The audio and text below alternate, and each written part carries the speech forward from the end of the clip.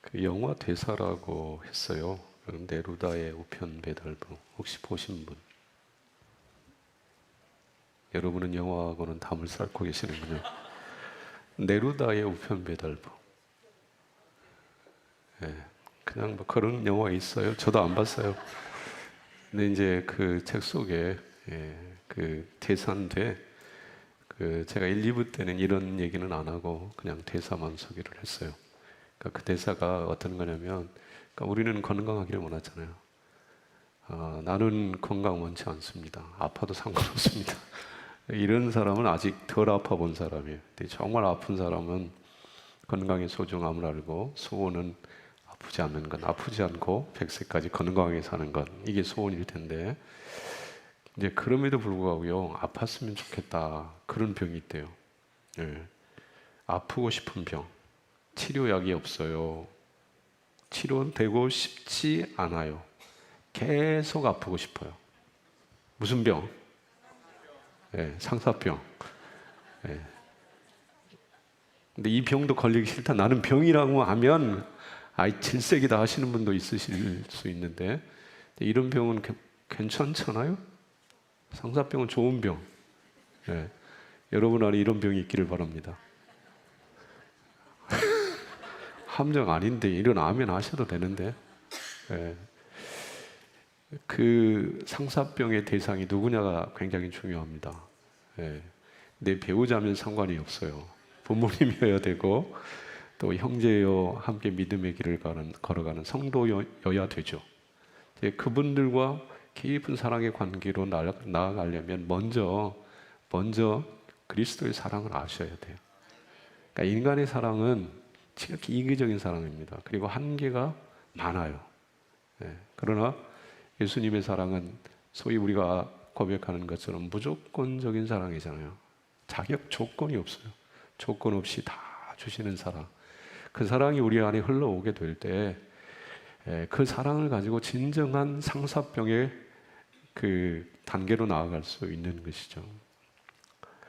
2부 예배 때 제가 여러분의 배우자, 남편, 아내 떠올리시면 어떤 마음이 드시나요? 그러니까 막 피식피식 웃는 분들이 계시더라고요.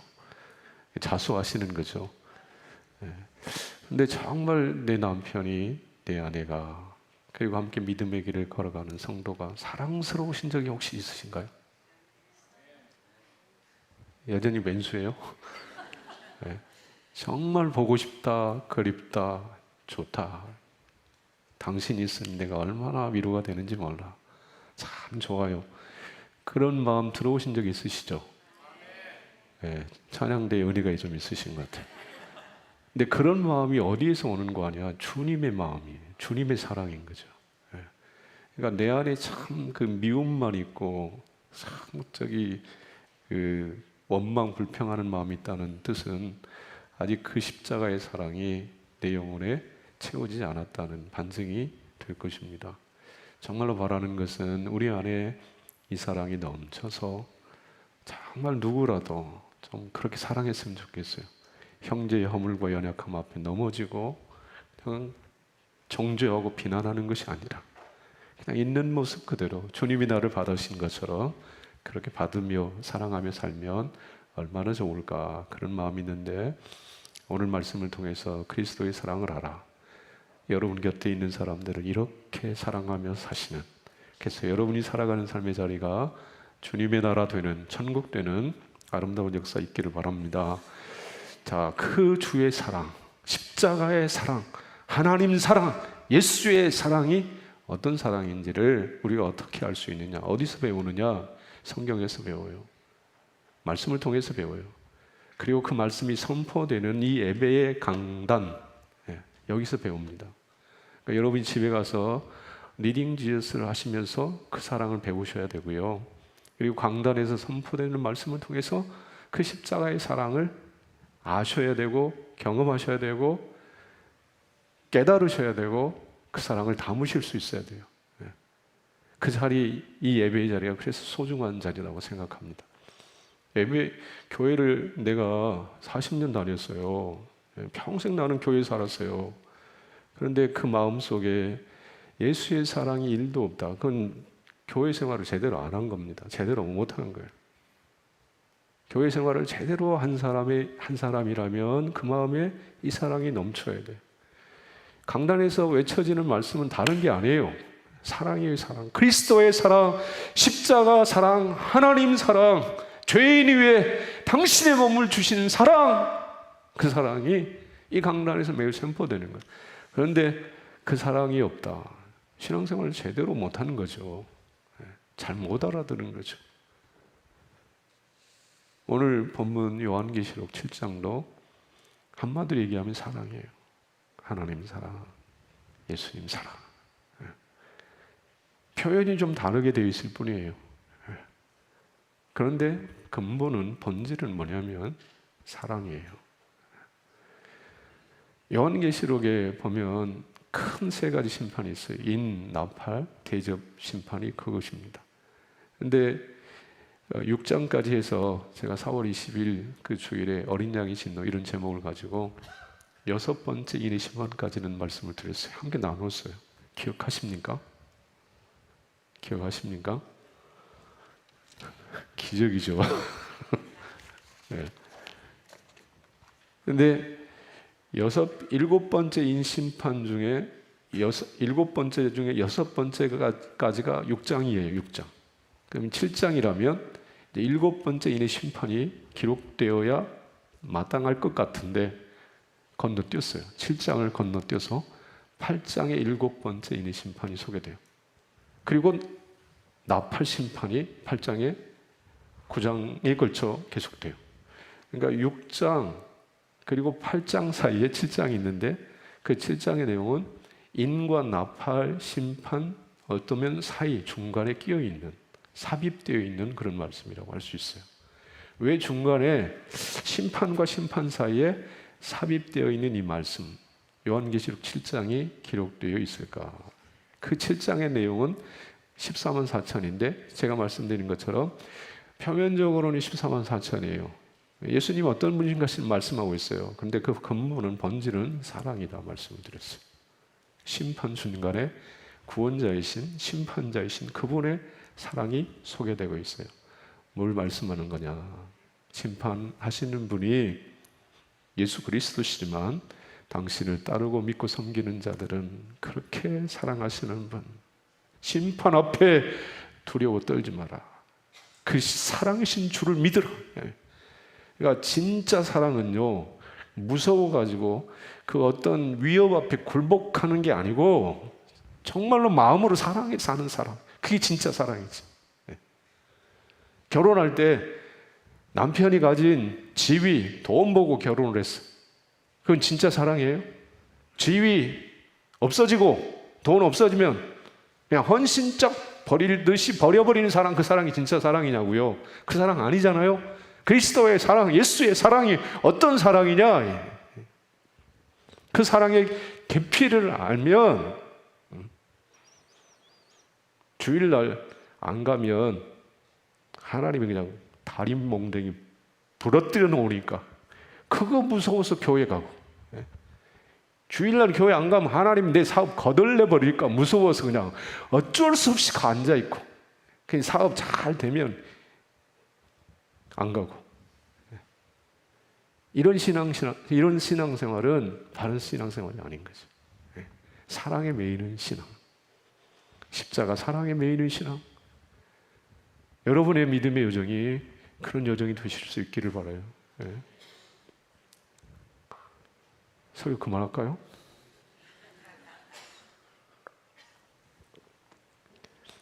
오는 정이 있어야 가는 정이 있고, 가는 정이 있어야 오는 정이 있잖아요.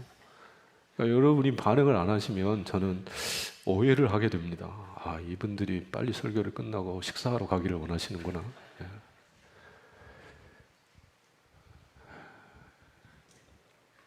자, 사랑 기억하시기를 바랍니다. 자, 그러니까 오늘 7장은 심판과 심판 사이에 끼어 있는 사랑에. 그러니까 오늘 설교를 듣고 집에 가셨는데 14만 4천이 뭐라더라? 이것만 기억하시고 이제 다른 건 다 잊어버리면 제가 잘못한 거죠. 설교를 완전히 잘못한 거예요. 본질을 붙잡고 가셔야 되는데 그 본질 핵심은 사랑이다. 자, 이 사랑이 어떻게 표현되어 있는지, 이 요한계시록 7장에 어떻게 담겨 있는지 확증하시고 이 사랑 붙잡고, 정말 여러분 거친 인생길이지만 이 사랑만 있으면 되는 거예요. 이 사랑만 내 사랑이 되고 이 사랑에 대한 분명한 확신이 있으면 거칠 것 없어요. 두려울 것 없어요. 왜냐하면 이 사랑의 주인이신 그분이 온 우주 만물을 통치하시고 다스리시는 전능하신 하나님이시기 때문에 그렇습니다. 그런 믿음이 여러분 안에 있기를 바랍니다. 자, 오늘 주신 말씀 1절부터 3절 한번 보실래요? 1절부터 3절 같이 한번 읽습니다. 이후에 내가 내 천사가 땅 네 모퉁이 위에 선 것을 보니 땅의 사방의 바람을 붙잡아 바람으로 하여금 땅에나 바다에나 각종 나무에 불지 못하게 하더라. 또 봄에 다른 천사가 살아계신 하나님의 인을 가지고 해돋는 데로부터 올라와서 땅과 바다를 해롭게 할 권세를 받은 네 천사를 향하여 큰 소리로 외쳐 이르되 우리가 우리 하나님의 종들의 임마에 인치기까지 땅이나 바다나 나무들을 해하지 말라 하더라. 여기 이 일, 1절에 이 일은 인된 사건을 얘기하는 것이죠. 사방에서 바람이 불어요. 동서남북 사방에서. 그런데 네 천사가 그 부는 바람을 막아요. 근데 그렇게 막을 수밖에 없는 이유는 한 천사가, 다른 천사가 살아계신 하나님의 인을 가지고 해놓는 데로부터 올라와서 땅과 바다를 해롭게 할 권세를 받은 내 천사에 향하여 외치죠. 뭐라고 외치느냐? 우리가 우리 하나님의 종들의 임마에 인치기까지 땅이나 바다나 나무를 해하지 말라. 자, 여기서요, 땅이나 바다나 나무는 예수님을 믿고 섬기는 성도들의 삶의 터전이라고 할 수 있어요. 그러니까 바람이 불면 땅과 바다와 나무, 성도들이 살아가는 삶의 자리에 어려움이 와요. 고난이 와요. 사망이 덮쳐요. 그러니까 예수님이 천사들로 하여금 그 바람을 막도록, 불지 못하도록 이렇게 막으시는 거예요. 근데 여기서 하나님의 인을 가지고 해돋는 데로부터 와서 외치는 분이 누구냐? 여러분 누구일까요? 예수님이세요. 근데 예수님이 외치실 뿐만 아니라 인을 친다. 하나님의 종들의 이마에 인치기까지 그랬어요. 인친다는 말, 도장 찍는다는 말과 비슷한 말이에요. 도장을 찍는다는 말은 내 소유란 말이에요. 내 소유. 여러분 계약할 때 도장 찍잖아요. 그럼 내 소유가 되잖아요. 그러니까 인을 친다는 말은 하나님이 당신의 자녀들을 구원하셔서 당신의 소유 삼으시고 지키시고 보호하시고 당신의 거룩한 형상을 이루신다는 의미까지 포함이 되어 있는 거예요. 인치시기까지.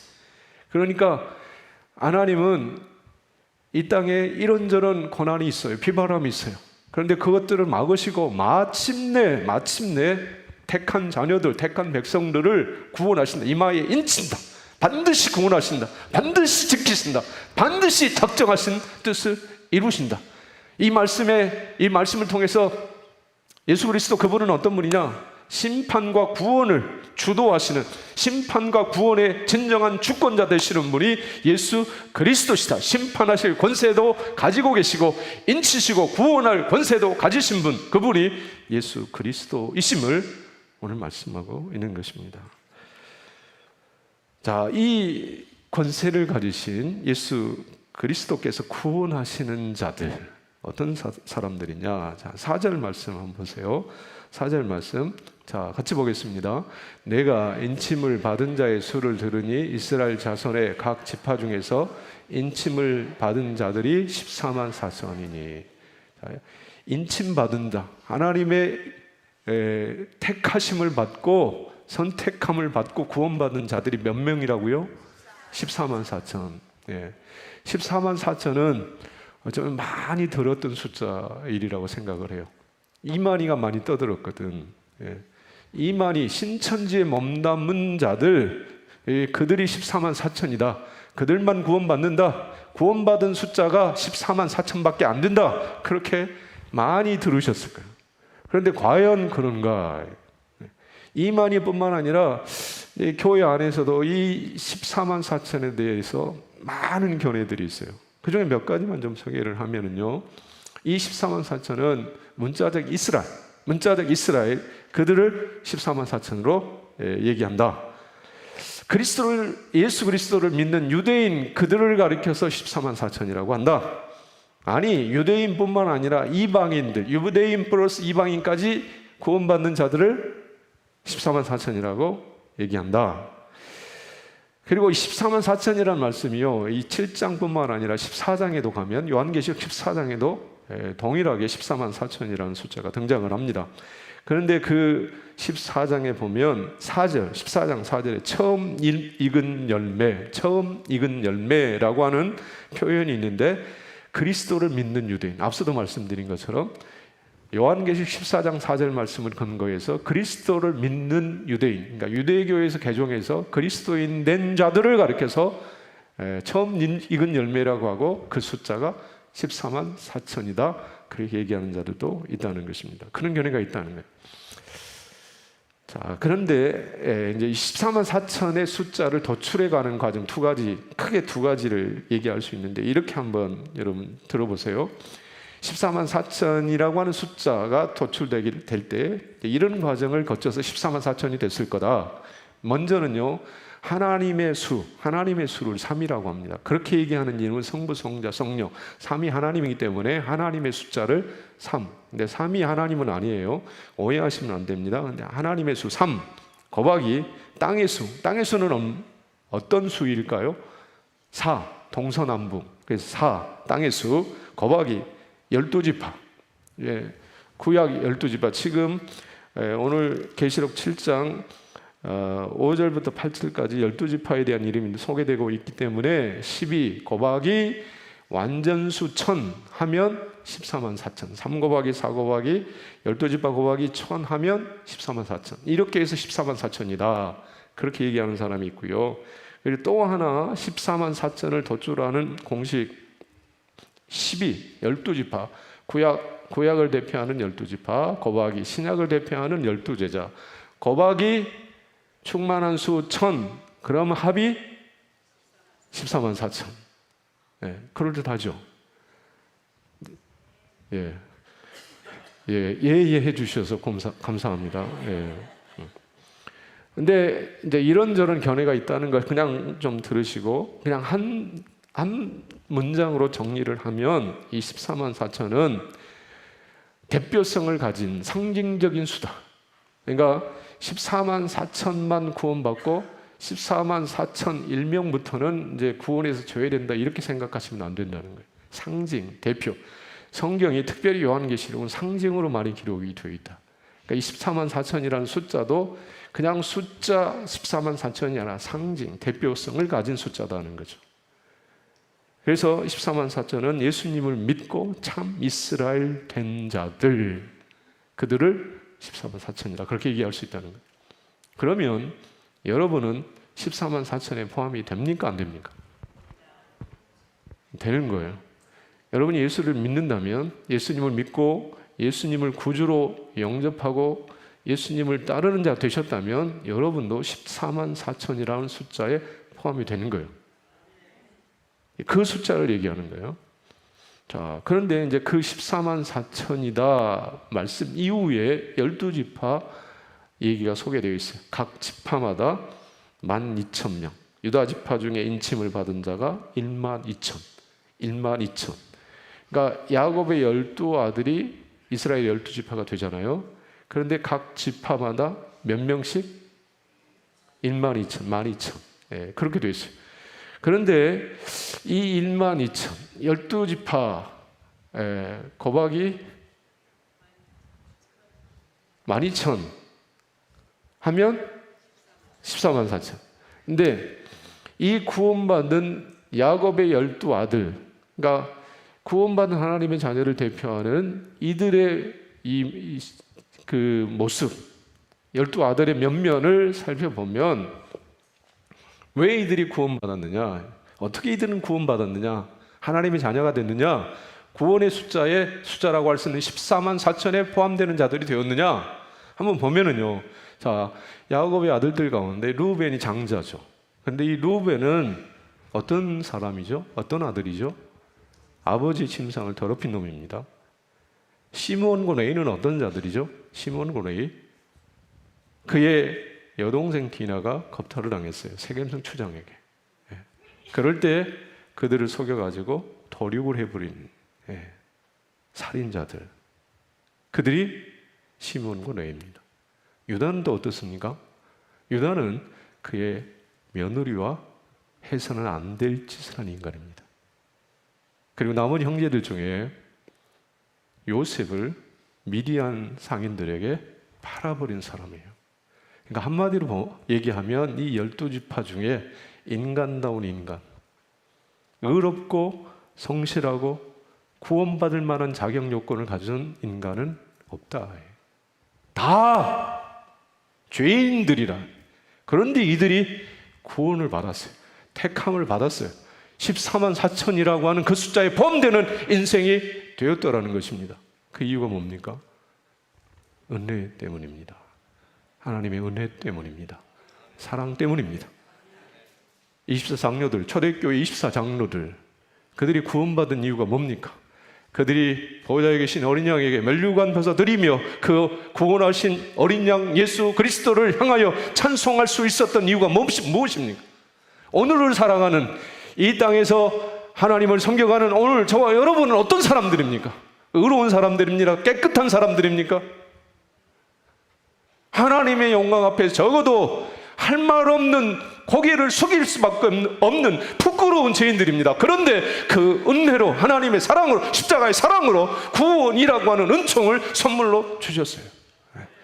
여러분이 새벽 기도를 열심히 했기 때문에, 11조를 드렸기 때문에, 남다른 헌신과 충성의 삶을 살아오셨기 때문에 구원 받은 것이 아니라 은혜로 구원을 받았어요. 내가 시므온이고요, 여러분이 르우벤이에요. 우리가 다 유다예요. 그런데 그 죄를 십자가의 보혈로 씻어 값없이 은혜를 베풀어 주셨어요. 14만 4천의 자리에 이루게 하셨다는 것입니다. 이런 은혜를 덧입은 사람들이 어떤 반응을 보일까요? 9절 10절 말씀 보세요. 9절 10절 말씀. 이일 후에 내가 보니 각 나라와 족속과 백성과 방언에서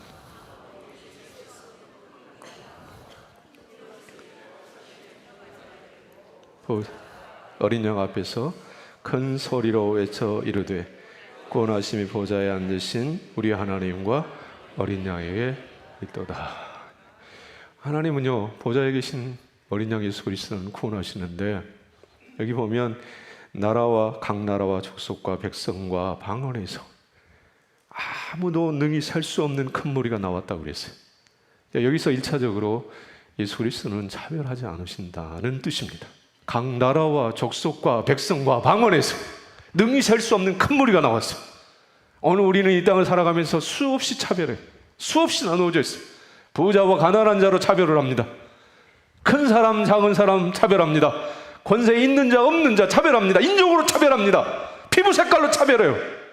이념으로 차별해요. 그런데 예수님은 차별하지 않습니다. 능히 셀 수 없는 큰 무리는 14만 4천이에요. 그들의 구원의 은총을 덧입고 하는 일이 뭐냐면 큰 소리로 외쳐 이르되 구원하심이 보좌에 앉으신 우리 하나님과 어린 양에게 있도다. 여러분, 우리가 이 땅을 살아가면서 누군가로부터 은혜를 덧입거나 호의를 받으면 나오는 마땅한 반응이 있어요. 감사합니다. 땡큐. 그렇게 하시죠? 안 하세요? 누구라도 다 그렇게 해요. 물 한 컵만 대접을 받아도 고맙습니다. 감사합니다. 그래. 그런데 물 한 컵과는 비교할 수 없는 구원의 은총을 덧입으세요. 그럴 때 보이는 반응이 뭐냐면 큰 소리로 외쳐 이르되. 그러니까 찬양대는 찬양할 때 대충 하시면 안 돼요. 목이 터져라 하셔야 돼요. 큰 소리로 외쳐 이럴 때 큰 소리로 내 목을 드리겠습니다 주여, 내 생명을 드리겠습니다 주여. 그런 감격, 은혜의 감격을 가지고 주를 섬기고 노래하는 거죠. 찬양대만 목이 터져라 외쳐야 되는 게 아니라 회중석에 앉아있는 우리도 역시 정말로 마음 깊은 곳에서 우러나오는 감격을 가지고 예배해야 되는 거죠. 어떻게 하나님을 예배할까? 어떻게 하나님의 기쁨이 될까? 어떻게 내가 그냥 오늘 은혜 받아가지고 그냥 내 인생 팔자 바꿔버릴까? 이게 우리의 목적이 되면 안 되고요. 나를 구원하신 주님, 그분을 어떻게 높일까? 어떻게 예배할까? 여기에 마음이 가야 된다는 것이죠. 큰 소리로 외쳤습니다. 그리고 11절 12절 말씀에 그 큰 소리로 외쳐야 돼. 구원의 은총을 베푸신 예수 그리스도를 다른 모습으로 표현을 하는데 11절 12절 말씀 같이 해보겠습니다. 모든 천사가 보좌와 장로들과 네 생물의 주위에 서 있다가 보좌 앞에 엎드려 얼굴을 대고 하나님께 경배하여 이르되 아멘. 찬송과 영광과 지혜와 감사와 존귀와 권능과 힘이 우리 하나님께 세세토록 있을지어다. 아멘 하더라. 여러분 저 잘 모르시죠? 아세요? 잘 모르시잖아요. 예수님 여러분 아세요? 얼마만큼 아세요? 우리 예수님에 대해 잘 모를 때가 있어요. 근데 예수님을 모르시면 이 말씀을 보시면 돼요. 예수님이 누구시냐? 아멘. 영광과 찬송과 영광과 지혜와 감사와 존귀와 권능과 힘 가지신 분, 그분이 바로 예수 그리스도십니다. 찬송과 영광과 지혜와 감사와 존귀와 권능과 힘이 세세토록 있을지어다. 우리를 구원하신 그분을 노래하고 찬송하는 그런 말씀이기도 하지만 예수님이 그런 분이라는 거예요. 지혜로우신 분, 권능을 가지신 분, 감사로 시작해서 감사로 마치게 하시는 분. 여러분 우리는 어떤 일을 시작하면서 감사로 기쁨으로 시작을 했어요. 중간에 원망으로 불평으로 그냥 종치는 경우들이 얼마나 많아요. 그런데 예수 그리스도는요 찬송과 영광과 지혜와 감사와 존귀와 권능과 힘을 가지신 놀라우신 분이세요.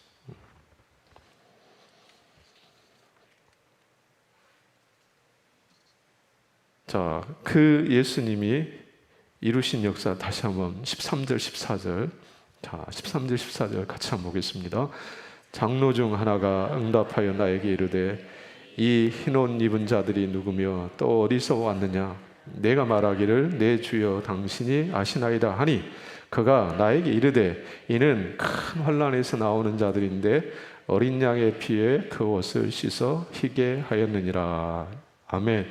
여기서 말씀 가운데 먼저 여러분이 이해하셔야 될 것은 13절 말씀 중에 장로 중에 하나, 이 장로가 누구냐, 어떤 분이냐.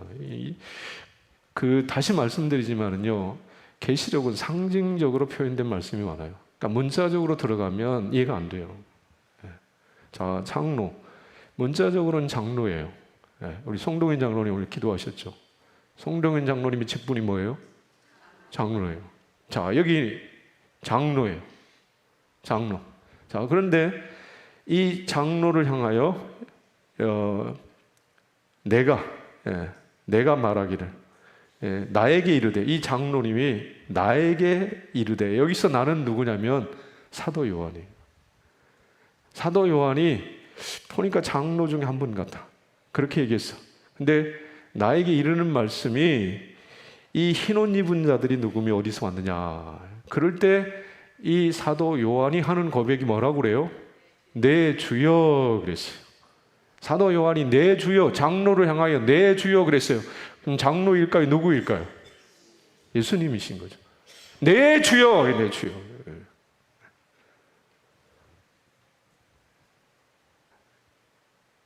계시록 10장에도 보면은요, 힘센 천사라는 표현이 나와요. 힘센 천사. 문자적으로만 보면 천사예요. 천사도 힘이 센 천사로 표현되어 있어요. 근데 그 말씀을 읽어가 보면 그 힘센 천사가 상징하는 분이 누구냐면 예수님이세요. 예수님이세요. 그러니까 이 성경을 예수님의 계시라고 하는 사실을 잊어버린 채 문자적으로, 문맥적으로, 역사적으로 접근해 가면 안 풀리는 부분들이 너무너무 많은 거예요. 성경은 예수의 계시입니다. 성경을 푸는 알고리즘은 예수입니다. 이걸 잊지 않으셔야 돼요. 저와 여러분은 예수님을 믿는 사람들이에요. 자, 이 예수님이 사도 요한에게 하시는 말씀이 큰 환란에서 나오는 이 흰 옷 입은 자들이 누굽니까? 그럴 때 예수님이 하시는 말이 큰 환란이라는 말이 나왔어요. 근데 이 환란이라는 단어에 가장 잘 어울리시는 분은 누구시냐면 예수님이세요. 예수님이 가장 큰 환란을 당하셨어요. 영광 보좌 버리시고 사람의 몸을 입고 이 땅에 오셨어요. 그것이 큰 환란이에요. 뿐만 아니라 십자가에 피 흘려 죽으셨어요. 그것이 예수님에게는 어마어마한 환란이에요. 그런데 큰 환란을, 예수님이 당하신 이 큰 환란을 예수님을 믿고 따르는 자들이, 예수님을 믿고 섬기다가 당하는 고난을 예수님은 큰 환란이다, 그렇게 인정해 주신다는 거예요. 여러분, 예수님 믿는 길, 예수님을 따르는 길, 오늘 2024년 이 대한민국 땅에서 교회에 가며 하나님 섬기는 일 어려워요, 쉬워요? 믿음의 가정에서 자라서 모태신앙으로 자라신 분들, 교회 가는 것이 어려운 일이 아닐 수 있어요. 근데 나름의 또 어려움도 있죠. 근데 믿음의 가정이 아니에요. 불신 가정이에요. 불교 집안이에요. 그런 가정에서 교회를 나가고 주님을 섬기는 일이 너무너무 어려운 일이 될 수 있어요. 그럴 때 그 핍박과 고난을 무릅쓰고 하나님을 섬길 때 그 핍박과 고난을 예수님은 뭐라고 인정하시느냐? 큰 환난이라 인정하신다. 제가 어릴 적에 이렇게 보면은요, 믿지 않는 남편 만나가지고 정말 고초를 겪으시는 그런 분들이 많이 계셨어요. 어떤 남자분들은요, 아내 머리를 그냥 가위 갖다 잘라버리거나 바리깡을 갖다 밀어버리는 경우도 있었어요. 여자의 머리는 그냥 머리가 아니잖아요. 아름다움을 상징하잖아요. 그런데 가위로 갖다가 잘라버려. 그럼 바깥 출입이 가능합니까? 바깥 출입하기가 어렵습니까? 안 되는 거죠. 그럴 때 이분이 수건을 뒤집어 쓰고 교회로 가요. 그 예배 자리에 앉아서 주여. 그럴 때 뜨거운 두 눈물이 흘러내리는 거죠. 머리가 잘려도 난 예배에 갑니다. 하나님 예배할 수밖에 없습니다. 그게 큰 환난이에요. 큰 환난 당한 자를 주께서 인정하시고 기억하시고 하늘의 상을 주신다는 거죠. 그분이 저와 여러분이 믿고 섬기는 예수님이세요. 근데 여기 흰 옷 입은 자들, 옷 중에 옷이 어떤 옷인 줄 아세요? 여러분들 옷을 좋아하시죠? 뭐 여자만 좋아해? 남자는 안 좋아해? 물론 남자들 좋아해요. 근데 일반적으로 보면 여자분들이 옷을 너무너무 좋아하시잖아요. 옷장에 옷이 가득함에도 불구하고 입을 옷 없다고, 탄식하고, 옷 안 사준다고 그러고. 제 얘기 하는 거 아니에요. 오해하지 마세요. 제 아내는 그런 일 말 한 적이 없어요.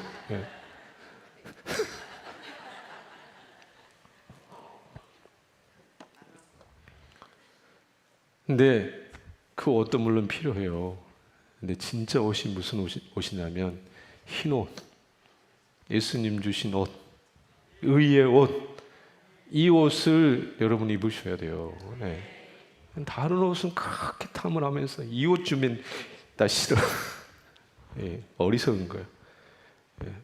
이 주님이 주신 세마포 흰 옷 입고 우리는 주 앞에 서는 거예요. 정말 사모할 옷, 예수님이 주신 옷이에요. 자, 그리고요, 이제 15절, 16절 말씀, 이제 예수님이 또 어떤 사랑을 베푸시는지 말씀하는데요. 15, 16절 같이 한번 보겠습니다.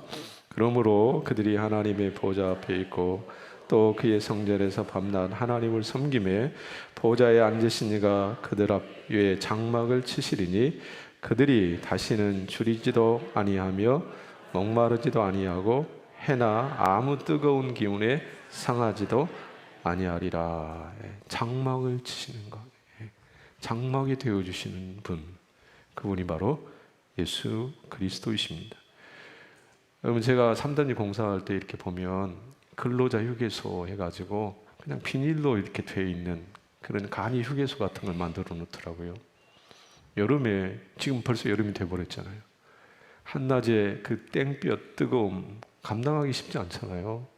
그럴 때 그 비닐로 된 것이지만, 저자박이 그지없지만 물을 마시면서 잠시 쉴 수 있는 곳, 그게 장막이잖아요.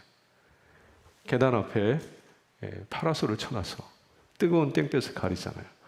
그래서 그 땡볕 내리칠 때 그 파라솔 아래 들어가면 자외선 적외선 차단이 돼. 근데 그런 장막과는 비교되지 않는 주님이 치시는 장막, 해됨이 없어요, 상함이 없어요, 목마르지가 않아요, 갈증이 없어요.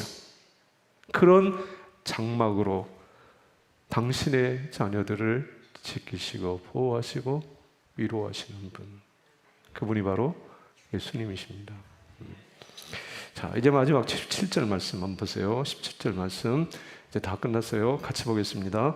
이는 보좌 가운데 계신 어린 양이 그들의 목자가 되사 생명수 샘으로 인도하시고 하나님께서 그들의 눈에서 모든 눈물을 씻어 주실 것이니라. 아멘.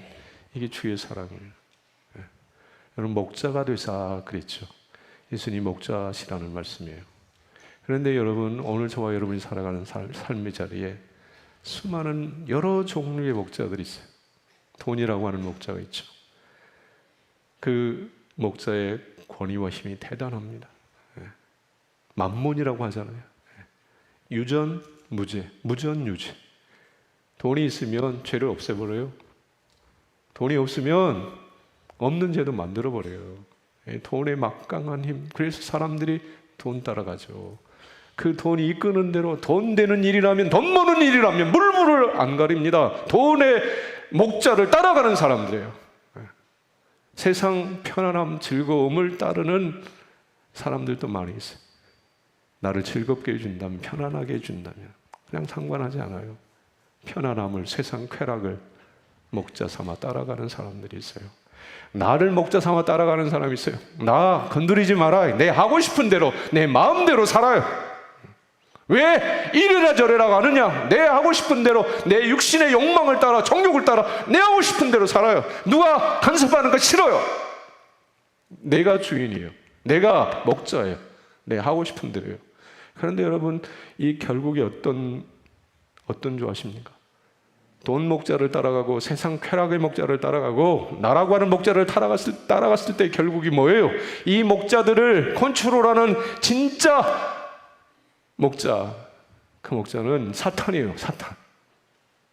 사탄이 돈을 주장합니다. 사탄이 세상 편안함과 쾌락으로 유혹합니다. 사탄이 육신의 정욕을 가지고 유혹합니다. 그 결국은 무엇이냐? 사망입니다. 죽음입니다. 멸망입니다.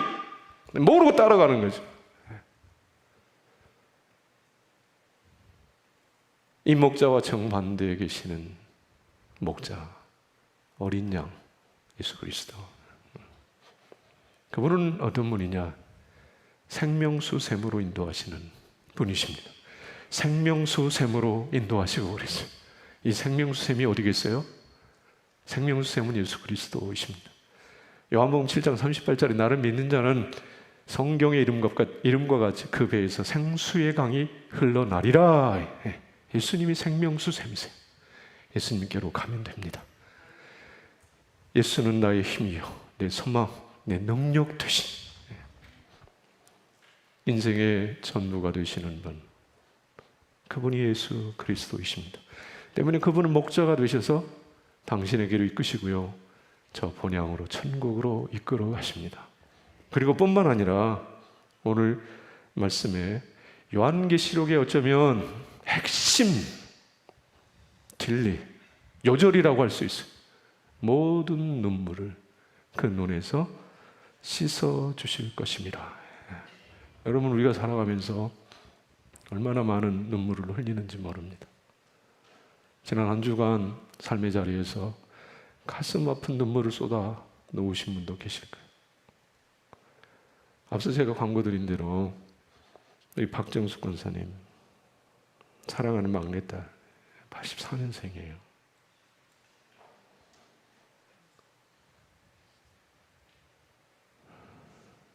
한국 나이로 43 돼요. 제가 우남교회 부임할 때 나이가 그 나이 됐어요. 그런데 적지 않은 시간 동안 얼마나 많이 아팠는지 몰라요. 네. 밥도 물도 제대로 마실 수가 없었어요. 그런데 그렇게 힘들게 고통하며 지내다가 엄마와 노이 곁을 떠나서 하나님 품으로 갔어요. 그 장례식장에서 얼마나 많이 우시던지요. 그 장례식장에서 울지 않는 사람이 없었어요. 남편 김경배 집사도 많이 울었어요. 누이들도 울었어요. 그 아픈 눈물을 여러분 누가 닦아줄 수 있죠? 어느 누가, 어떤 인생이 그 피눈물을 닦아줄 수 있어요? 예수밖에는 없어요. 여러분 엊그저께 고상구 장로님 또 그렇게 일찍 가셨어요. 김서희 권사님의 눈물을 누가 닦아줘요? 예수님이 닦아줬어요. 여러분, 다시 여러분에게 한번 묻고 싶습니다. 여러분의 목자는 누구십니까? 이 땅을 살아가는 2024년이라고 하는 이 시간을 살아가는 여러분의 인생의 길을 인도하는 목자는 누구십니까? 예수님이 분명 맞습니까? 예수님의 인도하심을 따라가고 계십니까? 다시 한번 확증하셔야 돼요. 점검해 보셔야 돼요.